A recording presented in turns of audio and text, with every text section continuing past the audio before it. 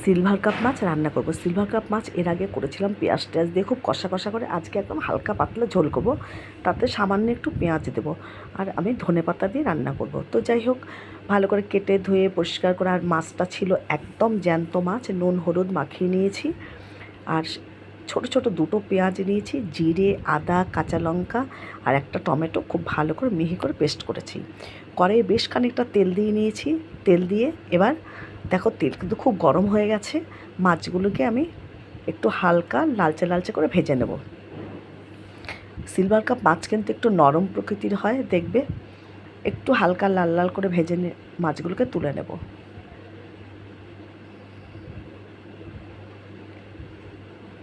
আর মাছটা একদম জ্যান্ত, তো পুরো একটু পাতলা করে মাছের ঝোলটা আজকে করব। ধনেপাতা দিয়ে দারুণ লাগবে খেতে। তো যাই হোক, সব মাছগুলো এই যে ভেজে নিয়েছি, আর এই যে মশলাটাও পেস্ট করে নিয়েছি।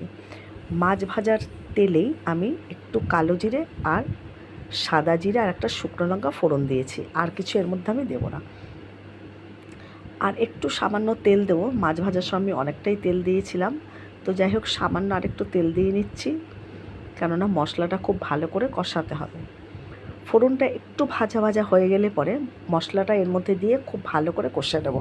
আর মাছে কিন্তু আমি কোনো আলু ব্যবহার করিনি, মাছের ঝোলটা পুরো হালকা করে এমনি রান্না করব। তো ফোড়ন ভাজা হয়ে গেছে, এবার মশলাটা এর মধ্যে দিয়ে দিলাম।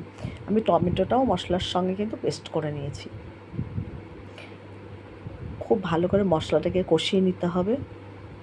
যখন মশলার গা থেকে তেল বেরিয়ে আসবে, তখন ওর মধ্যে আবারও একটু জল দিয়ে ভালো করে মশলাটাকে নরম করে তারপরে পরিমাণ মতন এর মধ্যে জল দিয়ে দেবো। তো যাই হোক, সামান্য একটুখানি আমি চিনি দিয়ে দিলাম ওপর দিয়ে, আর পরিমাণ মতন নুন হলুদ সমস্ত কিছু একসাথে দিয়ে ভালো করে মশলাটাকে কষিয়ে নিচ্ছি। দেখো, মশলা কিন্তু খুব সুন্দর ভালো করে ভাজা হয়ে গেছে। মশলা যত কষাবে তত কিন্তু মাছের ঝোল টেস্ট হবে। তো যাই হোক, মশলা খুব ভালো করে দেখো কষানো হয়ে গেছে। এখন এর মধ্যে আমি অল্প করে একটু জল ঢেলে মশলাটাকে আগে মিশিয়ে নিচ্ছি জলের সঙ্গে। ভালো করে মশলার সঙ্গে দেখো জলটাকে মিশিয়ে নিয়েছি, আর একটু জল দেব। এবার ঝোলটা ফুটে উঠলে মাছগুলোকে ছেড়ে দেবো এর মধ্যে। দেখো, এই যে খুব বেশিও আবার জল নিইনি, মোটামুটি একটু জল। মাছের ঝোল ফুটে উঠেছে, এবার সব মাছগুলো এর মধ্যে দিয়ে দেবো। মাছগুলো কিন্তু আগেই লাল লাল করে ভাজা হয়েছে, আর এবার ঝোলটাও ফুটে উঠেছে, আর বেশি কোনো সময় লাগবে না, আর অল্প একটু সময়ের মধ্যে মাছের ঝোলটা কিন্তু আমার হয়ে যাবে। তো যাই হোক, মাছগুলো সব ঢেলে দিলাম, আর মাছটা নামানোর সময় আমি ধনেপাতা কেটে রেখেছি, ধনেপাতাটা এর মধ্যে দিয়ে নামিয়ে নেব। এইভাবে হালকা পাতলা করে মাছটা করে দেখবে, ধনেপাতা দিয়ে দারুণ লাগবে। ধনেপাতা কিন্তু অবশ্যই দিতে হবে, ধনেপাতা দিলে তার টেস্টটা দ্বিগুণ বেড়ে যায়। উপর থেকে 3টে আমি কাঁচা লঙ্কা দিয়ে দিয়েছি, জাস্ট একটু মুখটা অল্প একটু চিড়ে দিয়ে দিয়েছি কাঁচা লঙ্কা। দেখো, ঝোল কিন্তু আমার একেবারে হয়ে গেছে মাছের ঝোলটা।